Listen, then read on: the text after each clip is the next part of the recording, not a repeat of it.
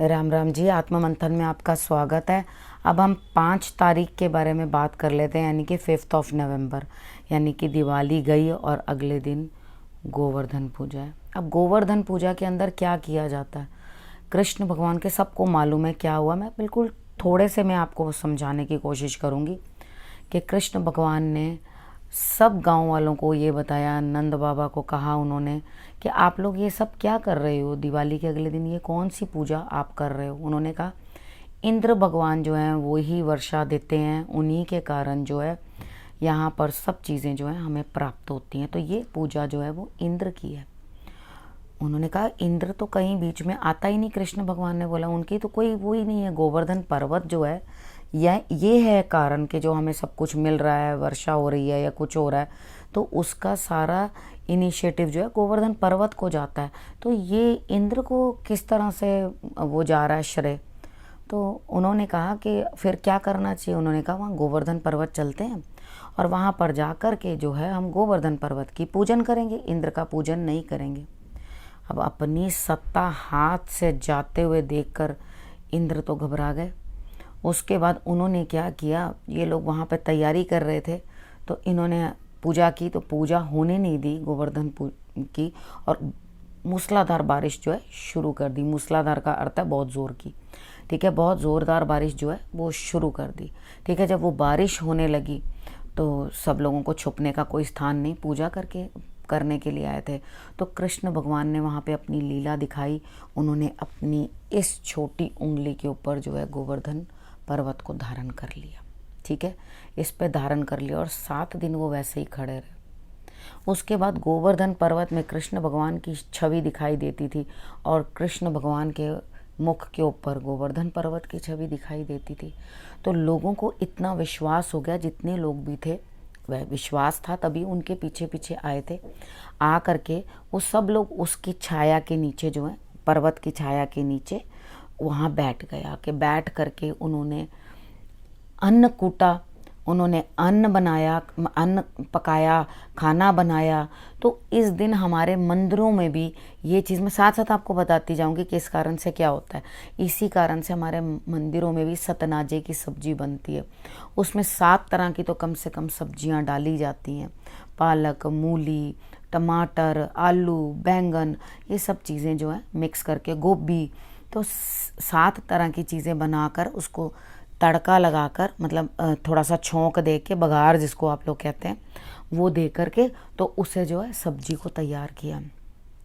कढ़ी बनाई गई, चावल बनाए, ये सब मंदिर के अंदर जो है सब बनते हैं, ठीक है। तो ये सारी चीज़ें जो हैं सब गोवर्धन पर्वत को उन्होंने सब ने खिलाई। तो बहुत सारे पकवान बने। तो वहाँ इन पकवानों को जो है गोवर्धन पर्वत को दिया गया और वो बड़े खुश हुए और उन्होंने खूब खाया पिया और खूब अच्छे से रहे। अब इसकी पूजा कैसे की जाती है ये तो मैंने आपको बता दिया। अब उन्होंने जब इसको चिच्ची भी कहते हैं ना, छोटी, तो सबसे छोटी होती है इसीलिए इसको चिच्ची भी कहा जाता है। और अगर हम एस्ट्रोलॉजी के हिसाब से देखेंगे तो ये बुध को जो कि इंडिकेट करती है ये फिंगर, ठीक है। तो उन्होंने क्या दिखाया कि सबसे छोटी होने के बाद भी बड़े बड़े काम कर सकती है, हमारी बुद्धि काम करती है। कहते हैं ना अक्ल बड़ी के भैंस, ठीक है ना। तो यहाँ से उन्होंने ये बताया कि अक्ल बहुत बड़ी है, उसके साथ बड़े बड़े काम जो हैं वो पूर्ण होते हैं, आप सब काम कर सकते हो। और उसके बाद है उनकी इच्छा हो तो वो धूल को भी सर पे चढ़ा देते हैं और सर पे चढ़े हुए लोगों को भी धूल में मिला देते हैं। तो ईश्वर की रजा में राजी रहो, वो जैसे कहते हैं वैसे ही हमारे लिए जो है सही रास्ता है, ठीक है। उन्होंने आपको ये इंडिकेट किया है कि ये जो चीज़ें हैं नॉर्मल ये नहीं है, आपको मेन जो है जिस तक आपने पहुंचना है, यानी कि ईश्वर तक आपकी पहुंच है ना, आपने ईश्वर तक पहुंचना है तो उसके लिए मार्ग डायरेक्ट चुनो। बीच में जितने मीडियोकर्स हैं उनको मत चुनो। जो अब आपकी हाई कोर्ट के साथ जान पहचान है तो आपको लोअर कोर्ट्स में जाने की क्या ज़रूरत है, ठीक है। यानी कि यहाँ पर आपको जान पहचान कहाँ है, आपकी तो परमात्मा के साथ है, ठीक है। तो आपको और किसी के पास जाने की क्या ज़रूरत है। तो यहाँ उन्होंने आपको ये चीज़ इंडिकेट किया कि सर्वधर्म को छोड़ के शरण में मेरी आओ, पापों से करूँ मुक्त मैं, संशय सकल मिटाओ। यानी कि आप, उन्होंने ये नहीं कहा अपने धर्म को छोड़ दो, सब कुछ कर दो। उन्होंने सर्वधर्म, मतलब आप जितने फालतू के प्रपंच या ऊल जलूल बातें रच रहे हो उन्हें छोड़ो और मेरी शरण में डायरेक्ट आओ। इन सब चीज़ों की कोई मान्यता नहीं है, कोई वैल्यू नहीं है, ठीक है। तो उन्होंने आपको एक चेतना दी है, उसे समझने की कोशिश करो। अब मैं और भी बता देती हूँ उस दिन क्या किया जाता है।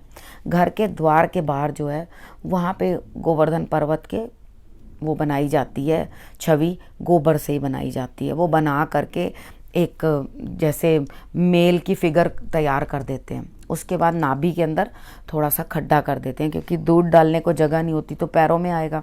उसके बाद पूरी बाउंड्री करते हैं, फुलियाँ मीठा जो हम लोग लेकर के आए हुए हैं, उसी जो प्रसाद से, जो दिवाली वाला प्रसाद होता है, उसी को ही लेकर गोवर्धन महाराज की पूजा की जाती है। कच्चा दूध जो है उनको चढ़ाया जाता है। पूरा दिन तो उसे वैसे ही रखा जाता है। उसके बाद संध्या में, जब शाम के टाइम जब गायें आती हैं, तो उस समय पर सब अपने घर के बाहर रखते। तो वहाँ पर क्या होता है, आप गुड़ और साथ में चावल उसके लड्डू से बना देते हैं, ठीक है। वो भी आपने देखे होंगे, दिवाली पे मिलते हैं गुड़ और चावल के लड्डू। तो वो गाय को खिलाने के लिए रखे जाते हैं। तो गायें क्या करती हैं, वहाँ चढ़कर आ जाती हैं ना, वो अपने पैरों से वो गोवर्धन पर्वत को डाउन कर देती हैं। तो वो तोड़ने का उसको रिवाज है, ठीक है। तो ये इस तरह से करके जो है वहाँ पूजा की जाती है और इस तरह से पूजन करते हैं। यहाँ मंदिर में बनाए जाते हैं गोवर्धन महाराज और वहाँ जाके ही सब लोग पूजा करते हैं। तो अपने घर के बाहर आप बना सकते हैं, लेकिन घर के अंदर नहीं गोवर्धन पर्वत जो है बनाया जाता, ठीक है। उसके बाद नेक्स्ट क्या होता है उस दिन, और क्या क्या करते हैं। जैसे एक गांव है कोई या नगर है, उसके जो मेन डोर होता है नगर में एंटर करने का, उधर 2 बल्लियाँ सी लगा के वो बना दिया जाता है और उसके बाहर अशोक के पेड़ लेकर तोरण बनाया जाता है, ठीक है। वो तोरण बनाया जाता है, तोरण बना के उसको लगा देते हैं, ठीक है। और उसके बाद उस शब्द को बोलते हैं मार्गपाली, ठीक है। मार्गपाली उसको बोलते हैं। और उसके नीचे से सबसे पहले जो है वो नगर, जैसे हम लोगों के यहाँ नगर कीर्तन नहीं होता, उसी प्रकार से ये हुआ करता था कि जो बड़ा हेड होता था, गांव का प्रधान है या कोई है या उस नगर का जो है राजा है, तो वो उसके नीचे से पहले निकलता था। और उसके बाद उसकी प्रजा, वो लोग भी अपने हाथी घोड़े जो भी हैं सब लोगों को, बच्चों समेत जो भी जीवित उनके जानवर वगैरह भी हैं, उनको भी ले करके उसके नीचे से निकलते थे। अब होता क्या था, वो क्यों किया जाता था, ताकि आप साल भर जो है स्वस्थ रहो, हेल्थ अच्छी रहे। मतलब आपको मेन जो है ये सब चीज़ें जो है समझाई जाती थी। तो जब आपकी हेल्थ अच्छी रहेगी, बाकी चीज़ें आपके लिए सही होती रहेंगी, सारा साल आप अच्छे से अर्न कर पाओगे, तभी तो आपको लाभ होगा, ठीक है ना। उसी तभी तो लाभ होगा। उसके बाद आज ही के दिन में जो वामन रूप थे, उन्होंने बलि की पूजा, राजा बलि की पूजा करने की स्वीकृति दी थी, मान्यता दी थी, ठीक है। उन्होंने कहा था अब से इनका जो है पूजन होगा, ठीक है।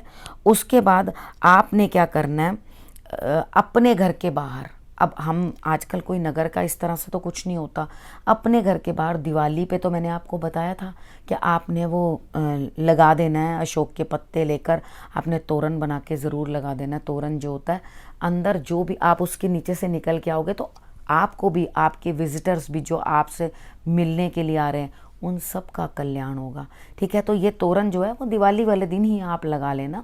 और उसके बाद जो है आपने जो है उस दिन भी, अगर आप लोगों के अंदर ऐसे रिचुअल्स हैं, ये मैंने आपको बताया, नॉलेज दी कि ये इस तरह से किया जाता है, तो आपने करना है। शाम के टाइम आपने गाय की पूजा भी करनी है। तिलक लगाया जाता है गाय को, ठीक है। तिलक लगा के उनके खुर जो है बाद में धोए जाते हैं।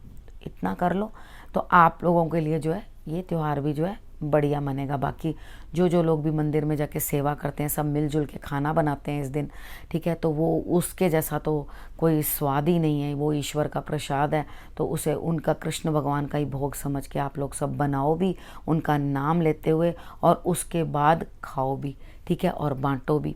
तो ये बहुत अच्छा दिन है। आपने इस दिन जो होता है मैंने आपको सब कुछ बता दिया है। अगले विषय के साथ फिर से आपके पास आती हूँ, तब तक के लिए नमस्कार।